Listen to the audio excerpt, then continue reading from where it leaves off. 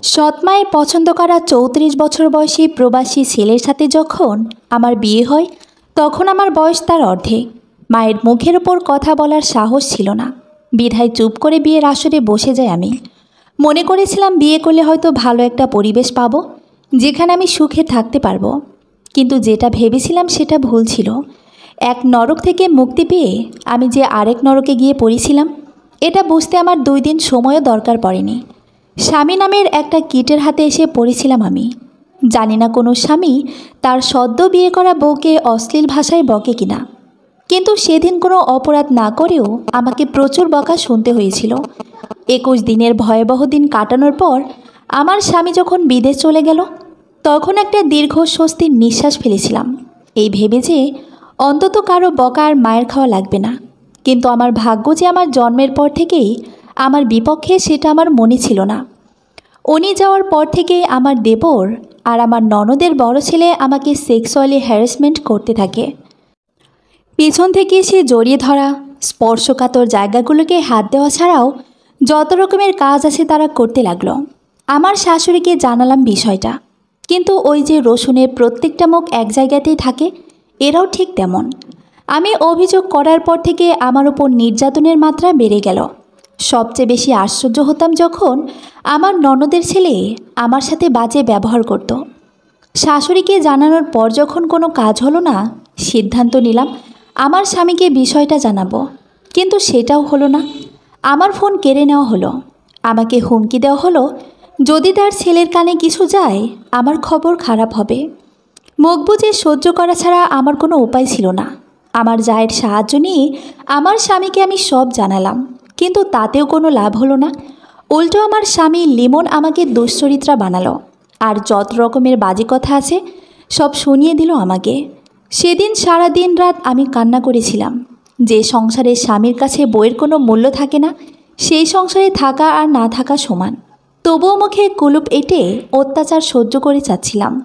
এর মাঝে আমি আমার বাবার বাড়ির বেড়াতে যেতে চাইলে আমার শাশুড়ি আমাকে বলল, তুমি যদি এই বাড়ি থেকে এক পাও কোথাও যাও, তাহলে আমার ছেলেকে ডিভোর্স দিয়ে যেতে হবে।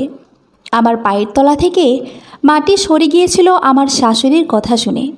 বাপের বাড়ি যাওয়ার সাথে যে ডিভোর্সের সম্পর্ক আছে, সেটা আমি প্রথম এই বাড়ি থেকেই দেখছিলাম। এভাবে 7 মাস কেটে যায়। এর মাঝে আমার বাবা, বড় ভাই আর সৎ মা কেউ আমাকে একটা বারের জন্য দেখতে যায়নি। আমার স্বামী দুবাই থেকে বাড়িতে আসার সাথে সাথে আমাকে ডিভোর্স দিতে নিয়ে যাওয়া হয়। উনি আমার একটা কথাও শোনেনি। ওর মায়ের কথা শুনেই আমাকে ডিভোর্স দিয়ে নিয়ে যায়। আমার স্বাক্ষর হবার পর আমাকে বলে, এবার কোথায় যাবি যা। আমার মোবাইল, কিছু টাকা, গহনাসহ যাবতীয় কিছু রেখে দেয় ওরা। শুধু স্যান্ডেল পায়ে সেদিন ওই বাড়িকে পর করে চলে এসেছিলাম। আর বারবার আল্লাহর কাছে বলেছিলাম, আল্লাহ, আর কোনো মেয়ের সাথে যেন এমনটা না হয়। বিয়ের সময় ভেবেছিলাম কষ্ট হয়তো বা বিদায় করে দিয়ে বাপের বাড়ি থেকে চলে গেলাম, কিন্তু অভাগের দিকে কষ্ট বারবার ফিরে তাকায়, তার পিছু ছাড়তে চায় না। তা না হলে কি আর আরও বেশি কষ্ট নিয়ে আবার বাপের বাড়ি ফেরত আসি? বাড়িতে ঢুকে যার সাথে দেখা হয়, সে আমাকে অচেনা লোক বলে মনে করিয়ে এড়িয়ে চলতে শুরু করে। একমাত্র আমার চাচি আমাকে জড়িয়ে ধরে কান্না করে আর আমাকে মেন্টালি সাপোর্ট করে। কিন্তু যাদের সাপোর্ট আমার দরকার, তারা যদি না করে তাহলে কি আর কষ্ট কমে? আমার ভাবির কাছে গেলাম। সে আমাকে বলল ভাইয়ের কাছে গিয়ে ক্ষমা চাইতে। মনে অনেক সাহস সঞ্চয় করে বড় ভাইয়ের কাছে একটু ছায়া খোঁজার আশায় গেলাম, কিন্তু সে ভাই আমাকে তার পায়ের জুতা খুলে চোরের মতো পিটিয়েছিল। ভাবি গর্ভবতী ছিল। আমাকে ঠেকাতে গিয়ে সেও ভাইয়ের হাতে মার খেয়েছিল। ভাই শুধু বলতেছিল সব দোষ নাকি আমার, কিন্তু কেউ একটাবার বুঝতে চায় না যে আমার সংসার ভাঙাতে আমার কোনো দোষ নেই। আবার সেই উঠতে বসতে সৎ মায়ের খোঁচা, ভাইয়ের দুর্ব্যবহার, আব্বার মুখ গোমরা করে থাকা, মোটের ওপর সব কিছুকে জাহান্নামের আগুনের মতো মনে হচ্ছিল। আমি যদি 2 দিন না খেয়েও থাকতাম, কেউ এসে খাইয়ে দিয়ে যাওয়া তো দূরের কথা, এসে জিজ্ঞাসাও করতো না আমি খেয়েছি কিনা। শুধু আমার ছোট চাচি এসে আমাকে খাইয়ে দিয়ে যেত, তবুও সবসময় আসতে পারতো না। আর ভাবি ভাইয়ের কথার বাইরে আসতে পারতো না। সিদ্ধান্ত নিলাম বাড়ি থেকে দূরে কোথাও চলে যাব, যেখানে আমার কেউ নেই, পরিচিত কেউ নেই। দরকার হলে কাজ করে খাবো কোথাও, তবুও এই নরকে থাকবো না। কিন্তু পারছিলাম না। কিন্তু সেই সাহসটা সঞ্চয় করতে পারছিলাম না, যেটা আমার মা করে দেখিয়েছিল। যে সাহসের কারণে আমাকে হতে হয়েছে একটা পুরো পরিবারের কাছে কুকুরের মতো। যেই সাহসের কারণে আমাকে দেখলে অন্য সবাই নাক ছিটকাত। সেই সাহসটা আমি দেখাতে না পেরে ওই বাড়িতেই থেকে গেলাম। বেশ অবস্থা সম্পন্ন একটা পরিবারে আমার জন্ম হয়েছিল। শুনেছিলাম একটা মেয়ের আশায় যখন সবাই ছিল তখনই আমার জন্ম। কিন্তু কে জানতো সোনার চামচ মুখে নিয়ে জন্ম নেওয়া শিশুটির জন্য ভয়াবহ সুখ অপেক্ষা করছে। আমার জন্মের পরে আমার মা আমার বাবাকে বিদেশ পাঠিয়ে দেয়, যাতে আমার ভবিষ্যতের জন্য কোনো চিন্তা করা না লাগে। বাবা মায়ের কথা মতো বিদেশে চলেও যায়, আর মা এদিকে বাবার অগোচরে একটা ব্যাংকে চাকরি নেয়। কিন্তু এটা আমার বাড়ির আশেপাশের কারো চোখে সহ্য হয়নি, এমনকি আমার মেজ কাকিরও না।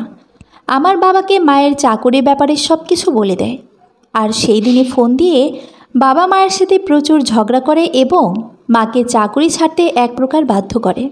মা চাকরি ছেড়ে দিয়ে বাড়িতেই সময় কাটাতে লাগলো। এর মধ্যে বাড়ির পাশের একটা বদলোকের নজর পড়ে আমার মায়ের ওপর। আমার বয়স তখন 7 বছর। সবসময় লোকটা মায়ের পিছু পিছু ঘুরঘুর করত। মা যেখানে যাবে সেখানেই যাবে। আমি শুধু মায়ের নীরবে কান্না করা দেখতাম। কাউকে ভয়ে কিছু বলতো না, এটা ভেবে যে অপবাদ বের হয়ে যাবে। অথচ যে লোকটা এই ঘৃণ্য কাজ করত সেও 2 বাচ্চার বাবা। একদিকে বড় ভাইয়ের উচ্ছৃঙ্খল জীবনযাপন, অন্যদিকে ওই লোকটার জ্বালাতন মাকে দুর্বিষহ করে তুলেছিল। এর মাঝে কাটার উপর বিস্ফোরা হয়ে আসে আমার দূর সম্পর্কের খালা। সে এসে মাকে বলে যে খালু বিদেশ যাবে, কিছু টাকা লাগবে। টাকার পরিমাণ 5 লাখের মতো। মা তার বোনের মুখের দিকে তাকিয়ে টাকা দেওয়ার কথা বলে, কিন্তু সেটা আমাদের গ্রাম থেকে উচ্চ সুদে নিয়ে, আর সেই সুযোগটাকেই কাজে লাগায় ওই বদলোকটা। মায়ের কাছে আসার জন্য মাকে 2 লাখ টাকা ধার দেয়। হয়তোবা ভাগ্যে এমন ছিল, দুর্ভাগ্যবশত খালু টাকা ধরা খায়। সেটাই হয়ে যায় আমার মায়ের জীবনের সবচেয়ে বড় টার্নিং পয়েন্ট। সুদের পরিমাণ যখন বাড়তে থাকে তখন লোকটা সারাক্ষণ মায়ের সাথে থাকতো। এক কথায় পরিস্থিতির ফায়দা লুটতে থাকতো। হঠাৎ করে মা চেঞ্জ হতে লাগলো। যেই মা আমাকে কোনোদিন বকা দিত না, সেই মা আমার গায়ে হাত তুলতো যখন তখন। দিন দিন আমার মা এই লোকটাকে বেশি গুরুত্ব দিতে থাকলো। তখন তো বুঝতাম না কাহিনী কি, এখন বুঝি। মা পরকীয়ায় জড়িয়ে পড়েছিল, যেটার বাঁধন থেকে মা বেরিয়ে আসতে পারে নাই। লোকটা আমার বাবার থেকেও সুদর্শন ছিল। সেই সৌন্দর্যের মোহে পড়েই হয়তোবা আমার মায়ের ভুলের কারণে সুদের টাকার পরিমাণ এতটাই বেড়ে গিয়েছিল যে শেষমেশ আমাদের বাড়িটাও বিক্রি করে দেওয়া লাগে। কারণ ততদিনে আমার বাবা আমাদের জন্য টাকা পাঠানো বন্ধ করে দিছে। আমাদের বাড়িতে আমরাই ভাড়া থাকতে লাগলাম। একটা অসাধারণ অনুভূতি তৈরি হতো তখন। এসবের মাঝে একদিন কাবিন করে মা যে লোকটার সাথে সম্পর্কে জড়িয়েছিল তাকে বিয়ে করে ফেলে। গিফট হিসেবে আমি গেলাম মায়ের কাছে। মা আমাকে অনেক বোঝাতো যে লোকটাকে যেন বাবা বলে ডাকি, কিন্তু আমি কোনো সময়ের জন্যই ডাকতাম না। ছোটোবেলা থেকেই অভ্যাস ছিল মায়ের সাথে ঘুমানোর, তাই মাকে বাদে আমি ঘুমাতে পারতাম না। তাই মায়ের নতুন করে আবার বিয়ে হওয়ার পরে আমি তার সাথেই ঘুমাতাম। কিন্তু সবাই কি আর এটা সহ্য করে? একদিন মা আমাকে থাপ্পড় দিয়ে রুমের বাইরে বের করে দেয়। সেদিন সারা রাত দরজায় কড়া ধরে আম্মা আম্মা বলে চিল্লাছিলাম, কিন্তু আমার ডাকে মায়ের মনে এতটুকু মায়া জন্মায়নি সেদিন। কান্না করতে করতে কখন যে ঘুমিয়ে গিয়েছিলাম টেরই পাইনি। ভোরে যখন মা ডাক দিল তখন আমি উঠেছিলাম। এরপরে মা আমাকে তার সাথে নেওয়া শুরু করে আবার, কিন্তু তাদের দুজনের পৈশাচিক বিনোদনের সাক্ষী হওয়া লাগছে বহুবার। এরপরে লজ্জাতে আমি মায়ের সাথে ঘুমানো বন্ধ করে দিই। মা যে লোকটাকে বিয়ে করে তার ভেতর যথেষ্ট মায়া ছিল, কারণ আমি যখন যা চাইতাম তখন তাই দেওয়ার জন্য রেডি থাকতো। লোকটার আগের বউটা কোনো একটা কারণে বোবা হয়ে গিয়েছিল আর প্রচণ্ড রকমের অসুস্থ ছিল। মহিলাটি নীরবে কান্না করত, কারো কাছে কোনো সময় বিচার চাইতো না।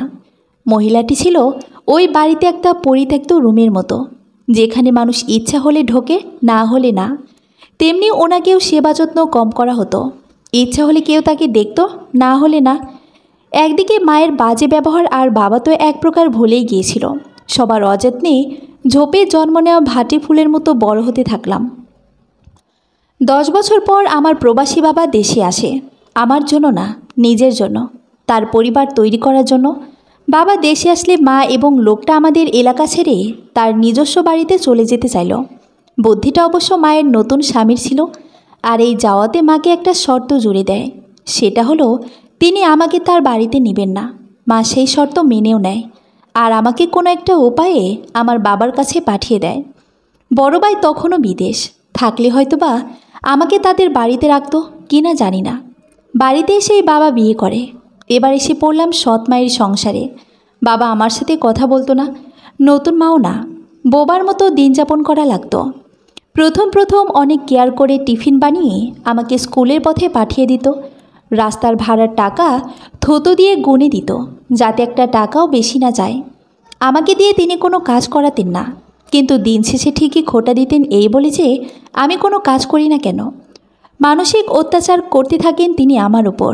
রাস্তাঘাটে কেউ যদি ডিস্টার্ব করত, বাড়ি এসে বললে নতুন মা আমাকেই বকা দিত। এটা বলতো মা যেমন তার মেয়েও তেমন। নতুন নতুন নাগর না ধরলে ওদের দুটোরে একটাও ভালো লাগে না। নীরবে কান্না করা ছাড়া কোনো উপায় আমার হাতে ছিল না। আমি একটা মেয়ে, যেখানে আমার কারোর সাথে চোখে চোখ রেখে কথা বলাও পাপ। কোনো সাহায্য করার লোক ছিল না। বাবার সাথে কথা বলার কোনো সুযোগও ছিল না। তিনি সকালে বের হতেন, রাত্রে আসতেন। যদি কখনো মাকে বলতেন আমি কেমন আছি, নতুন মা একগাল হেসে দিয়ে বলতো, ওরে তো নিজের মেয়ের মতোই রাখি, ও ভালো থাকবে না কে থাকবে। কখনো যদি হাসি মুখে বাবার সাথে কথা বলার চেষ্টা করতাম, বাবা অন্যদিকে তাকিয়ে চলে যেত। মনে হতো সমস্ত অন্যায় আমি করেছি। এর মাঝে আমার মা আমার 2 বছর কোনো খোঁজ নেয়নি। পরে কোনো একভাবে নাম্বার পেলে মা আমার খবর নেওয়া শুরু করে। আমার একটা বদঅভ্যাস ছিল, আমি কম দামি জামা কাপড় পরতে পারতাম না, কেমন জানি লাগতো। অবশ্য দোষটা আমার মায়ের। সে আমাকে দামি জামা কাপড় গায়ে দেওয়ার লোভ জাগিয়েছিল।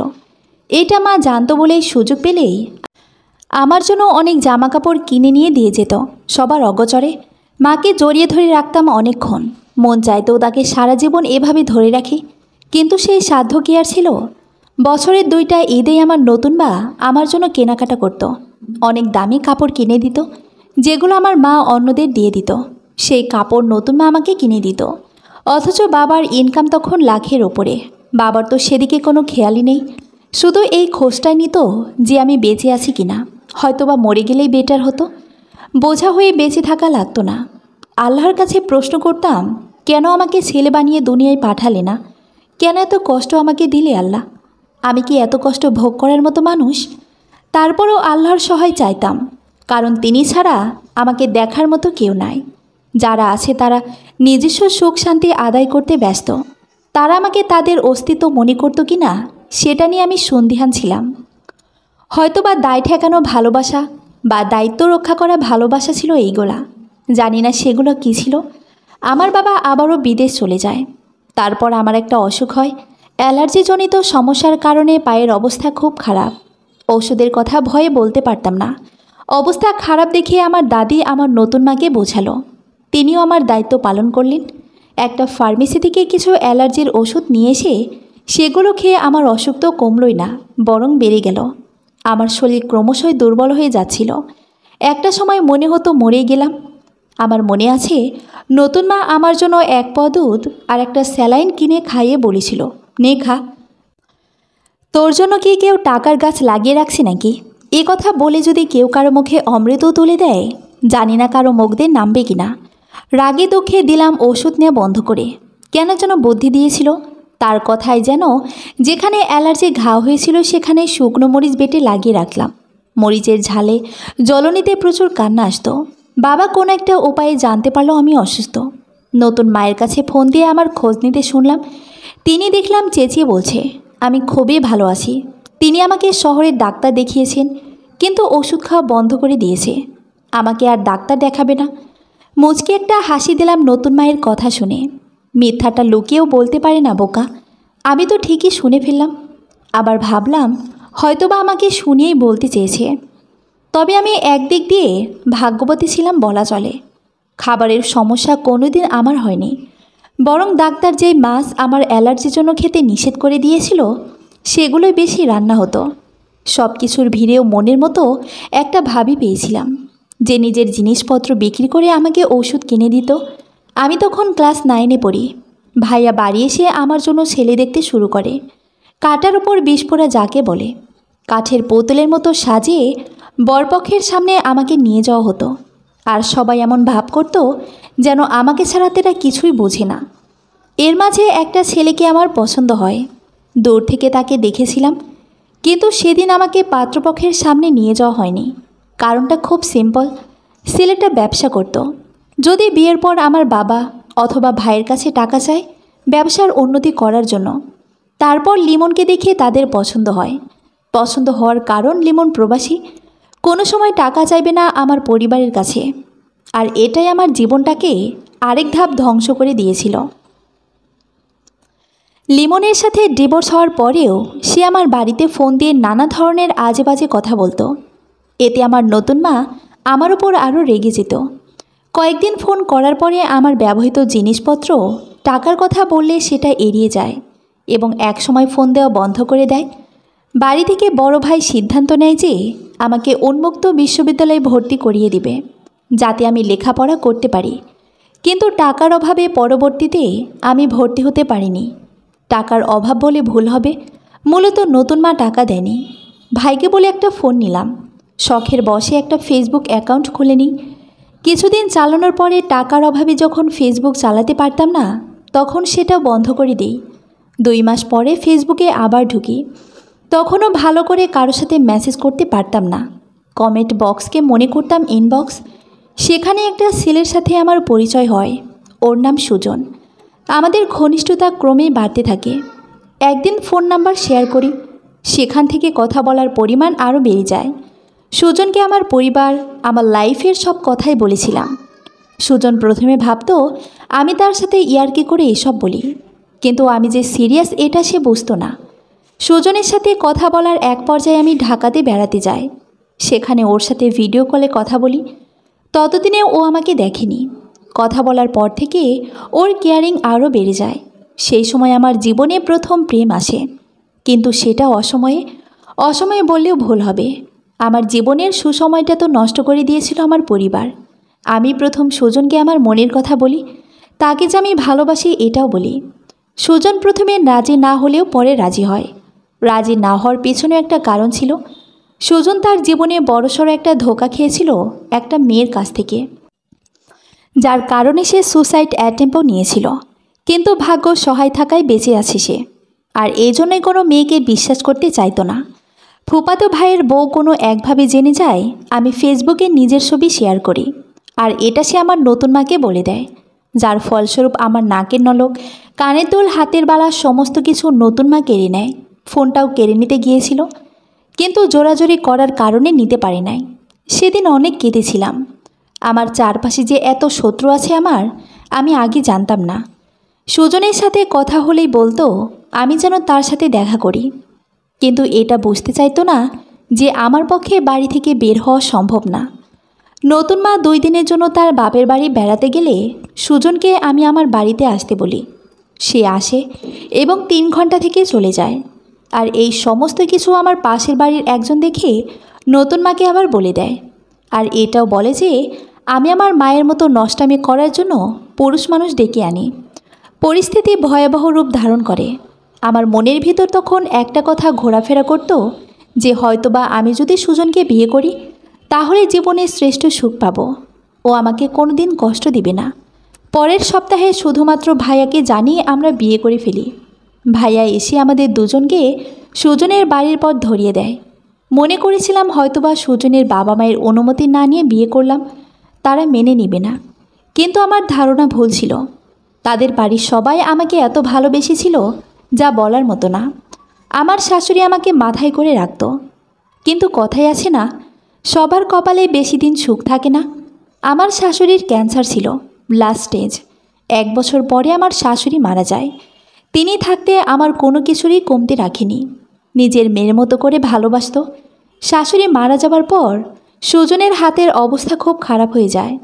তার সারা জীবনের সঞ্চয় মায়ের পিছনে ব্যয় করেছে, কিন্তু তাকে বাঁচাতে না পারার একটা আক্ষেপ তার ভিতরেই থেকে যায়। আমি সুজনকে বোঝালাম আল্লাহ যাকে যতদিন হায়াত দিছে তিনি তার বেশি দুনিয়ায় থাকবেন না। মায়ের মৃত্যুতে মানসিকভাবে প্রচণ্ড হতাশ হয়ে পড়ে সুজন। হয়তোবা আমার ভালোবাসা তাকে ডিপ্রেশন থেকে ফিরিয়ে এনেছিল। অফিস থেকে সুবিধা হবে ভেবে সুজন তার বাড়ি ছেড়ে একটা ফ্ল্যাট ভাড়া করে। আমাদের দুজনের জন্য সেটা খুব ভালো ছিল। ছাদের এক কর্নারে 2টা রুমের একটা ঘর। ভালোভাবেই চলছিল আমাদের ভালোবাসার সংসার। সুজন অফিসে গেলে আমি বাড়িতে একা থাকতাম। এই একাকিত্ব দূর করার জন্য সুজন আমাকে বাচ্চা নিতে বলে। আমি প্রথমে রাজি ছিলাম না, কিন্তু তার চাপে নিতে বাধ্য হই। বাচ্চা পেটে আসার পর সুজনের কেয়ারিং আমাকে মুগ্ধ করে। অফিস থেকে ফিরে প্রায় দিনই আমার পছন্দের খাবার রান্না করে খাওয়ানো, কাপড় ধুয়ে দেওয়া, ঘর মোছা থেকে শুরু করে যাবতীয় কাজ করে দিত সুজন। নিজে নিজে হাসতাম আর আল্লাহকে ধন্যবাদ দিতাম। এই জীবনটা যদি আমাকে আরও কিছুদিন আগে দিত, তাহলে কি আর আমার এত কষ্ট সহ্য করা লাগতো? 9 মাসের মাথায় আমি একটা মেয়ে সন্তানের জন্ম দিই। সেটা আরও আশীর্বাদ হয়ে আসে আমার জন্য। আমার বাবা, ভাই আমার খোঁজ নিতে শুরু করে। তাদের মমত্ববোধ তখন আমাকে মুগ্ধ করত। এর মাঝে নতুন এক ঝামেলা তৈরি হয় আবার। আমার ননদ আমার পিছনে লেগে যায়। পিছে লাগার কারণটা অতি সাধারণ। আমার শ্বশুর আমার মেয়ের জন্য জামা কাপড় কিনে আনলে আমার জন্য একটা কিনে আনতো। সেটাই আমার ননদের সহ্য হতো না, কারণ আমার শ্বশুর আমার ননদকে সেই সময় কিছু দেয়নি কেন? আরও একটা কারণ ছিল, সেটা হলো ওর বয়সে ছোট হওয়ায় একটু উপদেশ দিতাম। নানা ধরনের কটূক্তি করে আমার আর সুজনের মাঝে ঝগড়া বাঁধানোর চেষ্টা করত, কিন্তু তার আমাদের মাঝের বন্ডিং সম্পর্কের ধারণা ছিল না। 2 মাস পর তার বিয়ে হয়ে যায়। আমিও স্বস্তির নিঃশ্বাস ফেলি। এখন আমার মেয়ে আর সুজনকে নিয়ে আমার সুখের সংসার। একটু আর্থিকভাবে সমস্যায় থাকলেও ভালোবাসার সংসারে সুখেই আছি। সবচেয়ে বড় কথা, প্রতি বছর আমার মা আমার সাথে দেখা করতে আমার বাসায় আসে। আমি তাকে ফেরাতে পারিনি, কারণ মা তো মাই। হাজার হোক সে আমাকে জন্ম দিয়েছে। মা আসলে আমি আলাদা তার সাথেই ঘুমাই। তার গায়ের গন্ধ আমার এখনও আগের মতোই ভালো লাগে। শুধু বাবার শূন্যতা উপলব্ধি করি। গল্পটা আমার এক ঘনিষ্ঠজনের। আমার জানা মতে আসলেই তিনি জীবনে প্রচুর কষ্ট করেছেন, কিন্তু বর্তমানে তিনি তার স্বামী আর মেয়েকে নিয়ে সুখে আছেন। তাদের জন্য দোয়া করবেন যেন তারা আজীবন সুখে থাকে এবং সকল বিপদ থেকে দূরে থাকে। আর গল্পের ভুল ত্রুটি হলে জানাবেন। আমার জন্য দোয়া করবেন যেন আরও ভালো গল্প উপহার দিতে পারি আপনাদের। সমাপ্ত। গল্প অনাথ। দুপুরবেলা তরকারিতে একটু লবণ বেশি হয় ভরা মজলিসে আমার শাশুড়ি মা মাংসের গরম বাটিটা যখন আমার শরীরের উপর ছুঁড়ে মারলেন, ছলছল চোখ নিয়ে মনে তখন একটা প্রশ্নই জেগে উঠেছিল। আচ্ছা, অনাথ হয়ে জন্ম নিয়ে কি খুব বড় অপরাধ করে ফেলেছি? অনাথদের কি বাঁচার কোনো অধিকার এই পৃথিবীতে নেই? কোনোভাবেই নেই। রুবি আমার একমাত্র ননদ। সে এখন 7 মাসের অন্তঃসত্ত্বা। বাড়িতে আজ তারই স্বাদের অনুষ্ঠান হলো। বাড়িতে আত্মীয় স্বজনের গমগম পরিবেশ। ভোরবেলা ঘুম থেকে উঠে রান্নাবান্নার সমস্ত কাজ এক হাতে সামলিয়েছি। গরুর মাংস, খাসির রেজালা, মুরগির রোস্ট, গলদা চিংড়ির ভুনা, বড় মাছের মুড়িখণ্ড সহ সমস্ত রান্না নিজের হাতে করেছি। দায়িত্ব নিয়ে খুব ভালোবেসেই করেছি। একমাত্র ননদ কিনা আমার। হঠাৎই মনে পাহাড় সমান আফসোস নিয়ে মনে একটা প্রশ্ন উকি দিল। মামার মুখে শুনেছি আমিও নাকি আমার মায়ের একমাত্র মেয়ে ছিলাম। বাবা আমায় আদর করে রাজকন্যা বলে ডাকত। হয়তো তার বিশাল কোনো রাজভাণ্ডার ছিল না, কিন্তু তার ছোট্ট কুটিরের রাজরানী ছিল আমার মা, আর তার রাজকন্যা আমি। খুব শখ করেই বাবা আমার নাম রেখেছিলেন রানী। আচ্ছা, আমিও তো অন্তঃসত্ত্বা। এই তো দেখতে দেখতে 5টা মাস কেটে গেল। আমার মা থাকলে বুঝি এমন ঘটা করে আমার স্বাদের অনুষ্ঠান করত। আমাকেও এমনভাবে গরুর মাংস, খাসির মাংস, চিংড়ি মাছের ভুনা নাক ডুবিয়ে খাওয়াতো। পেটে খুব খিদে। সকাল হতে শুকনো কটা চিড়ে সারা পেটে কিছু পড়েনি। ক্ষুধার যন্ত্রণায় শরীরটা কেমন অস্থির অস্থির লাগছে। ছুটে গেলাম রান্নাঘরের দিকে।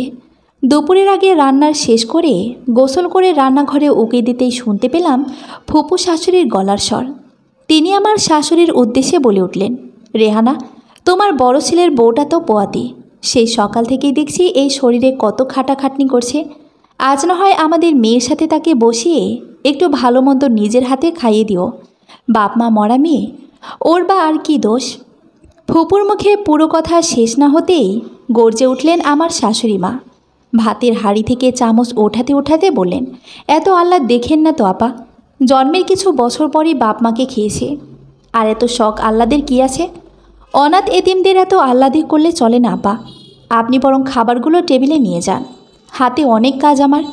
শাশুড়ির মুখে এমন কথা শুনে পেটের খিদে আর পেটে রইল না, কোথায় যেন গেল উধাও হয়ে। আঁচলের কোনায় চোখ মুছতে মুছতে নিজের ঘরে চলে গেলাম। আরমান, আমার স্বামী, তখন পেপার পড়তে ব্যস্ত। বেশ চুপচাপ স্বভাবের একজন গম্ভীর লোক। আমার ব্যাপারে তার কোনো মাথা ব্যথা নেই। আমি খেলাম কি না খেলাম সে বিষয়ে তার কোনো কৌতূহল নেই বললেই চলে। আজকাল মাঝে মাঝে তো সে আমাকে দু একটা কথা শুনিয়েও দেয়। তার অন্যান্য সহকর্মীরা বিয়ে করে নাকি শ্বশুরবাড়ি টাকা পয়সা রাজার হালে থাকে। তার ছোট ভাই আমার দেবর বেশ কিছুদিন হলো বিয়ে করেছে। প্রায়ই তার শ্বশুর বাড়ি থেকে এটা ওটা পাঠায়। এই তো আজ সকালেই আমার ছোট জায়ের বাপের বাড়ি থেকে হরেক রকম বাজার সদাই করে পাঠিয়েছে রূপের স্বাদের অনুষ্ঠানে। এই জন্যই আমার ছোট যা আমার শাশুড়ির কাছে লক্ষ্মী মন্ত্র। আর আমার স্বামী তো এসব কিছু থেকে বঞ্চিত। আর সে তো একবেলা খাবারও পায় না শ্বশুর বাড়ির। শুনেছি আমার যখন 4 বছর বয়স তখন আমার বাবা মা রোড অ্যাক্সিডেন্টে মারা যায়। দুর্ভাগ্যক্রমে বেঁচে যাই আমি। তখন থেকেই খেয়ে না খেয়ে মামার ঘরে এক কোণে পড়েছিলাম। বয়স বাড়তে লাগলো, মামার সংসারেও এক প্রকার বোঝা হয়ে দাঁড়ালাম। সারাদিন হাড়ভাঙ্গা খাটুনি দিয়েও মামির মন জয় করতে পারিনি। শেষমেশ মামা মামির আড়ালে বেশ কষ্ট করে 50,000 টাকা আর 4 আনার স্বর্ণ দিয়ে একজোড়া কানের দুল বানিয়ে রেখেছিলাম আমার বিয়ের জন্য। বিয়ের সময় টাকা আর কানের দুল আমার শাশুড়ি মার হাতেই তুলে দেন মামা। বিয়ের পর আর কখনো সে বাড়িতে যাওয়া হয়নি আমার। মাঝে একদিন মামা এসেছিলেন। বাজার থেকে সস্তা মিষ্টি আনাতে বেশ অপমানিতও হতে হয়েছিল তাকে। তারপর থেকে আর মামা এ বাড়িতে আসেননি। শুনেছি সেদিন এ বাড়ি থেকে যাওয়ার দিন রাতে মামা মারা গেছেন। মায়ের শেষ অংশীদার মামাও যখন চলে গেলেন তখন আর আমাকে কে আছে এই পৃথিবীতে। তারপর থেকে খেয়ে না খেয়ে শাশুড়ি স্বামীর অকথ্য কথা হজম করে মুখ থুবড়ে পড়ে আছি এ বাড়িতে। বিয়ের প্রায় বছর পেরোলো, সন্ধ্যা তো গড়িয়ে গেল। এত ননির পুতুল হলে হবে? বাসনগুলো পরিষ্কার করে রান্নাঘরে এসে এবার অনেক কাজ পড়ে আছে। শাশুড়ির কথায় ভাবনার সুতো কাটলো আমার। কলতলায় বসে বাসন পরিষ্কার করছিলাম। নিজেকে নিয়ে ভাবতে ভাবতে কখন যে চোখের পাতা ভিজে উঠেছে বুঝতে পারিনি। পেটে এখনও ভীষণ খিদে। সকাল হতে আর কিছু খাওয়া হয়নি। এত বাসন পরিষ্কার করতে করতে প্লেটের কোনায় কিছু উৎকৃষ্ট খাবার চোখে পড়ল। গোটা 2 আস্ত চিংড়ি মাছও পড়ে আছে প্লেটে। খুব লোভ হলো। ছোটোবেলা থেকে চিংড়ি মাছটা আমার খুব প্রিয়, তাই আর লোভ সামলাতে পারলাম না। পেটের যন্ত্রণায় এঁটো খাবারগুলো মুখে তুলে নিলাম। সাথে সাথে চোখ দুটো ভীষণ বেপরা হয়ে উঠল। নিজের অজান্তেই ডুকরে কেঁদে উঠলাম। আঁচলে মুখ চেপে খোলা আকাশের দিকে তাকিয়ে কেঁদে কেঁদে বলে উঠলাম, মা, মা গো, অনাথদের বুঝি কোনো সকাল্লাদ থাকতে নেই? অনাথ হত দরিদ্রের অভিশাপ মাথা নিয়ে খুব সহজ সরলভাবে দিনগুলো কাটছি আমার। কেটে গেল আরও 2 মাস। আমি এখন 7 মাসের অন্তঃসত্ত্বা। হাত পা ফুলে টইটুম্বর, শরীরও বেশ ফোলা ফোলা। কাজের মাঝে তেমন স্বস্তি পায় না, তবুও স্বাচ্ছন্দ্যে সমস্ত কাজ করে যায়। আমার ঘরের মানুষটা বড্ড অগোছালো। তার দেখভাল তো আমাকেই করতে হয়। মধ্যরাত, সারা রুমে অন্ধকার, পিনপতন নীরবতা, কোথাও একটু শোরগোল নেই। থেমে থেমেই কানের কাছে ধরা দিচ্ছে পাশে শুয়ে থাকা মানুষটির নিঃশ্বাসের শব্দ। আবছা আলোতে নির্ঘুম চোখে আমি সেই মানুষটাকেই দেখে যাচ্ছি, যার হাতে শেষ আস্থা রেখে মামার হাতটি তার হাতে গুজে দিয়েছিলেন। ভেবেছিলাম আর যাই হোক, এবার নিজের তো একটা মানুষ হলো, ব্যক্তিগত একজন মানুষ। এখন আমাকে নিয়ে আর আমার চিন্তা করতে হবে না। হলেও তাই। আজকাল আসলে নিজেকে নিয়ে আর চিন্তা করতে হয় না। মন মস্তিষ্কে একটা কথায় গেঁথে নিয়েছি, আল্লাহ যা করবেন ভালোর জন্যই করবেন। কী লাভ অন্যের প্রতি নির্ভর হয়ে? নিশ্চয়ই আল্লাহ উত্তম পরিকল্পনাকারী। তবুও কিছু কথা থেকে যায়। মিষ্টি কিছু যন্ত্রণা বুকে স্মৃতি হয়ে থাকে। মনে হচ্ছে এই তো বছরখানেক আগে যেদিন আমি প্রথম বউ হয়ে এই ঘরটায় এসেছিলাম। সব কিছু কত সুন্দরভাবে সাজানো গোছানো ছিল। ফুল আর মোমবাতির আলোয় ঘরটা কী সুন্দর পরিপাটি আর পরিপূর্ণ ছিল। নগদ 50,000 টাকা আর গহনা পেয়ে আমার শাশুড়িমাও সেদিন বলেছিলেন, আমার ঘরের লক্ষ্মী এলো এবার। বাসরাতে আরমান আমার হাতটা ধরে বলেছিল, আমার একাকিত্বের জীবনে তোমাকে স্বাগত মহারানী। আরমানের মুখে মহারানী নামটা শুনে সেদিন প্রথমবারের জন্য মনে হয়েছিল বাবার নামটা রানী লিখে বোধহয় ভুল করেনি। মনে অজানা সুখ উকি দিয়েছিল হুট করে। বুক জুড়ে প্রশান্তিদের টলমল ভাব। আমি একটু হেসেছিলাম, লজ্জাও পেয়েছিলাম ভীষণ। আমাকে জড়িয়ে যখন সে কপালে প্রথম চুমোটা এঁকে দিয়েছিল, সেদিন এক মুহূর্তের জন্য মনে হয়েছিল আমি বোধহয় পৃথিবীর সৌভাগ্যবতী নারীদের মাঝে একজন। নিজের অজান্তেই মন নিজেকে নিয়ে অহংকার করে উঠেছিল। ধরে নিয়েছিলাম তার প্রথম স্পর্শে এই বুঝি আমার অভিশপ্ত জীবনের সকল কালিমা ধুয়ে মুছে শেষ হতে চলল। আমি হয়ে গেলাম তার সোহাগী বধূ। কিন্তু সময় যে বড্ড অহংকারী। সে সেদিন হিংসে করেছিল আমার প্রতি। তাই তো সময়ের সাথে সাথে আমার সব সুখ ম্লান হতে লাগলো। শাশুড়ি অপয়া অলক্ষী বলে দাবি করল। কিছুদিন যেতে না যেতেই আরমানের জন্য আমি অভিশাপ স্বরূপ হয়ে উঠলাম।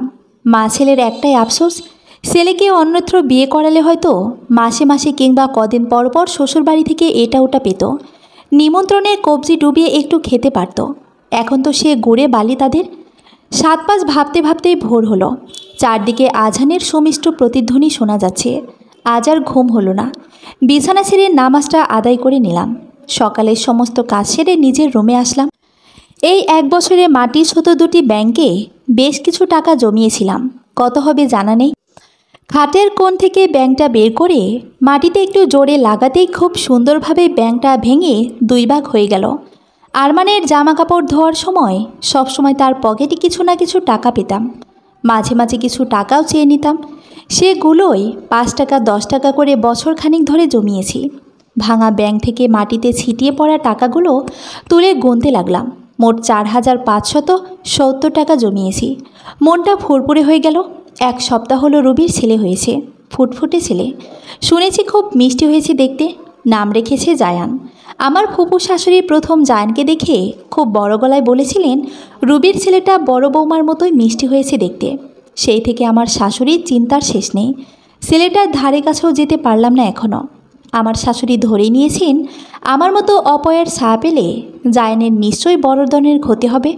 শাশুড়ির করা নির্দেশে জায়ানকে দেখার আর সাহস হয়ে ওঠেনি। তবে আমার মতো হয়েছে দেখতে শুনতে ছেলেটার প্রতি কেমন আলাদা মায়া জন্ম নিয়েছে। আচ্ছা, আমার সন্তানটা বুঝি আমার হতে হবে, দেখতে নাকি ওর বাবার মতো। এসব ভেবেই সেদিন 101 আনমনে হেসেছিলাম। কাল হসপিটাল থেকে জায়ানকে নিয়ে বাড়ি ফিরবে রুবি। বাড়িতে জায়ানের ঘরোয়াভাবে একটা ছোটোখাটো অনুষ্ঠান হবে। আমার শ্বশুরবাড়ির প্রথম সন্তান বলে কথা। শাশুড়ির খুশির অন্ত নেই যেন। এদিকে আমার শাশুড়ি যা দেবর সবাই অনেক পরিকল্পনা করে রেখেছেন কে কী দিয়ে প্রথম দেখবে জায়ানকে। কাল যখন সন্ধ্যায় রান্নাঘরের কাজ শেষ করে নিজের ঘরের দিকে ফিরছিলাম, তখন আমার ছোট যা বেশ বিদ্রুপ করেই বলে উঠল, আচ্ছা তুমি তো বড় মামি, কাল কী দিবে গো তুমি জায়ানকে? আমি তখন মৃদু হেসে বলেছিলাম, আল্লাহ যা মিলাবেন তাই দেব। আমার উত্তরটা আমার শাশুড়ি মায়ের তেমন পছন্দ হলো না, তা ভালোই বুঝতে পারলাম। তিনি তিরস্কার করে বিরস মুখে বললেন, যে আমার ছেলেকেই আজ পর্যন্ত 1 পয়সা দিয়ে উপকার করতে পারল না, সে আবার আমার নাতিকে কি দেবে? খবরদার, কাল জায়ানের আশেপাশে যেন তোমাকে না দেখি। তোমার কাজ ওই রান্নাঘর পর্যন্তই শেষ, বলে দিলাম। আমি আর কথা বাড়ালাম না। মাথা নিচু করে চলে আসলাম সেখান থেকে। আস্তে আস্তে শুনতে পেলাম শাশুড়ির করুণ কণ্ঠস্বর, সবই কপাল আমার বুঝলে ছোট বউ। ছেলেটার জীবনটাকে নিজ হাতে নষ্ট করে দিয়েছি গো, নষ্ট করে দিয়েছি। দুপুরের নামাজ পড়ে নিজের জমানো সেই টাকা নিয়ে বাজারে চলে গেলাম। 2 দিন আগে পাড়ার স্বর্ণকার দাদাকে বলে রেখেছিলাম 1000 টাকার মধ্যে ছোট করে একটা সোনার আংটি গড়িয়ে দিতে। দাদা সেটা যত্ন সহকারে খুব সুন্দর করে বানিয়ে রেখেছেন। আংটিটা নিয়ে চলে আসলাম। সাথে দোকানদার থেকে 1000 টাকায় 2 জোড়া কাপড় কিনে বাসায় ফিরে আসলাম। বাসায় ফিরতে ফিরতে তখন সন্ধ্যা হয়ে গেছে। মাগরিবের নামাজ শেষ করে শরীরটা বেশ ক্লান্ত লাগছিল। এদিকে রাতের রান্নাও করতে হবে। তবুও বিছানায় নিজের শরীরটা এলিয়ে দিতেই ঘুম চলে আসলো। নিজের অজান্তেই ঘুমিয়ে গেলাম সমস্ত কাজ ফেলে রেখে। ঘণ্টাখানিক পর শাশুড়ির চেঁচামেচিতে ঘুম ভাঙল। ধুর মুচিয়ে বিছানায় উঠে বসলাম। শান্তা আমার ছোট যা, ওর কান্নার আওয়াজ শুনতে পাচ্ছি। তড়িঘড়ি করে বিছানা থেকে নেমে বাইরে চলে গেলাম। চিৎকার চেঁচামেচি আর কানাঘোষায় শুনতে পেলাম শান্তার ঘরের ড্রয়ার থেকে 5000 টাকা হারিয়েছে। এটা নিয়ে সেই হাউমাউ করে কেঁদে চলেছে। সেখানে দেখলাম শাশুড়ির পাশে আরমানও বসে আছে। আমাকে দেখা মাত্রই আরমানকে উদ্দেশ্য করে বলে উঠলেন, এই চোরের বাচ্চাকে এক্ষুনি ঘর থেকে বের করে দে। শাশুড়ির কথায় আমি হতবাক হয়ে গেলাম। আশেপাশে তাকিয়ে দেখি শোরগোলে অনেক লোকজন বাড়িতে জড়ো হয়েছে। সবার মাঝে আমাকে চোরের বাচ্চা কেন বলছেন তিনি, আমি বুঝতে পারলাম না। আমতা আমতা করে সাহস করে একটু মাথা উঁচিয়ে বলে উঠলাম, মা, আমি কি করেছি? এভাবে গালি দিচ্ছেন কেন? প্রশ্ন করতে না করতেই আরমান এসে আমার দুগাল কষিয়ে থাপ্পড় বসিয়ে দিল। আমি তাল সামলাতে না পেরে মাটিতে পড়ে গেলাম। শাশুড়ি মা তখন আমাকে জায়নের জন্য আনা সেই আংটি আর কাপড় দেখিয়ে বলতে লাগলেন, এগুলো কোথায় পেয়েছিস? এত সব টাকা কই পেয়েছিস? তোর মরা বাপ কি ভূত হয়ে এসে দিয়ে গেছে? ভালোই ভালোই শান্তার টাকাগুলো কাল সকালের মধ্যে ফেরত দিবে, নয়তো তোর কপালে দুঃখ আছে চুন্নি, ঘরের চুন্নি। আমার মুখ থেকে আর কোনো কথা বেরোলো না। সবাই সবার মতো করে চলে গেল যার যার ঘরে। সিদ্ধান্ত হলো সকালের মাঝে টাকা ফেরত না দিলে এ বাড়ি থেকে আমায় চলে যেতে হবে। নিজের ঘরের দিকে তাকিয়ে দেখলাম আরমানও দরজাটা বন্ধ করে দিয়েছে। আমার আর কোথাও যাওয়ার জায়গা নেই। নিজেকে নিজেই প্রশ্ন করলাম, কোথায় যাব আমি? মন তখন মাথা চাড় দিয়ে উঠে বলে উঠল, অসহায় এতিম হয়ে এই পৃথিবীতে বাঁচতে নেই, বাঁচতে হয় না। মনের কথায় সায় দিয়ে রান্নাঘরে চলে গেলাম। রান্নাঘরে ইঁদুরের খুব প্রকট বেড়েছিল, তাই আজ জায়নের আংটি আর কাপড় কিনে আসার সময় পাড়ার মোড়ের দোকান থেকে 20 টাকার কীটনাশক সাথে এনেছিলাম ইঁদুর তাড়াতে। সেই কীটনাশক যে পৃথিবী থেকে অনাথ নিরসনের কাজে ব্যবহৃত হবে তা হয়তো একটু আগেও বুঝতে পারিনি। কীটনাশক হাতের মুঠো নিয়েই নিজের পেটের দিকে তাকালাম। ওপর হয়ে নিজের পেটে নিজেই শেষ চুমু খেলাম। চোখ থেকে টলমল করে জল গড়িয়ে পড়ছে। কেঁদে কেঁদেই অনাথ মায়ের অনাগত সন্তানকে উদ্দেশ্য করে বললাম, বুঝলি বাবুই, আজ আমাকে অনাথ, এতিম, অপয়া বলে গালি দেয় লোকে, কাল তোকেও হয়তো চোরের বাচ্চা বলে গালি দিবে সবাই। এসবের দরকার কি বল? চোর, অনাথ হয়ে বেঁচে না থেকে আমরা বরং আল্লাহর মেহমান হয়ে চলে যাই। তখন না হয় আল্লাহর কাছে প্রশ্ন করিস, কেন আমাদের এতিম হত দরিদ্র করে দুনিয়াতে পাঠিয়েছিলেন? কেমন? কথাগুলো বলতে না বলতেই আমার বুক ভেঙে আসলো, কলিজা ছিঁড়ে যাচ্ছিল। নিজ হাতে নিজ সন্তানকে খুন করে ফেললাম। কেমন মা আমি? হয়তো লোকে কাল অনাথ এতিমের পাশাপাশি আমাকে খুনি মা বলেও গালি দিবে। পেটে আরও একটা চুমু খেলাম, আদর করে হাত বুলালাম। যন্ত্রণায় কোলাতে না পেরে আর এক মুহূর্ত দেরি করলাম না। পুরো 1 বোতল কীটনাশক চোখ বন্ধ করে খেয়ে নিলাম। কিছুক্ষণের মাঝে শরীর অবশ হতে লাগলো, চোখে বৃষ্টি নামলো। যন্ত্রণায় ছটফট করতে করতে ভাঙা ভাঙা হাতে রান্নাঘরের মাটিতে কালি দিয়ে লিখতে লাগলাম, আরমান। খাটের তলায় ভাঙা ব্যাঙের টুকরোর পাশে আর একটা মাটির ব্যাঙ রাখা আছে, তাতেও 1000 খানিক টাকা হলেও হতে পারে। বিছানার তশকের তলায় আরও 500 টাকা আছে। জায়নের জামা আর আংটি কিনেই অবশিষ্ট ছিল, বাকিটাও জমিয়েছিলাম। ভেবেছিলাম জন্মের পর তোমার নাম করে ওকে কিছু একটা কিনে দিব। সে ভাগ্য তো আমার হয়েও হলে না। তুমি বরং বাকি দায়িত্বটা পালন করো। কাল জায়ান বাড়ি ফিরলে তাকে আংটি আর জামাটা নিজ হাতে পরিয়ে দিও। কপালে চুমু দিয়ে বলো, তোর মামি, মা এটা তোর জন্য রেখে গেছে। আমাকে দেখার ইচ্ছে হলে কখনো জায়ানকে কোলে নিও। ফুপুর মুখে শুনেছি সে নাকি আমার মতোই দেখতে হয়েছে। মাকে বলে দিও, কেউ কখনো অনাথ, এতিম, গরিব হয়ে জন্ম নেয় না পৃথিবীতে। নিয়তি তাদের অনাথ বানিয়ে দেয়। বেঁচে থাকতে অনাগত সন্তানের বাবার দায়িত্ব তো পালন করতে পারলে না।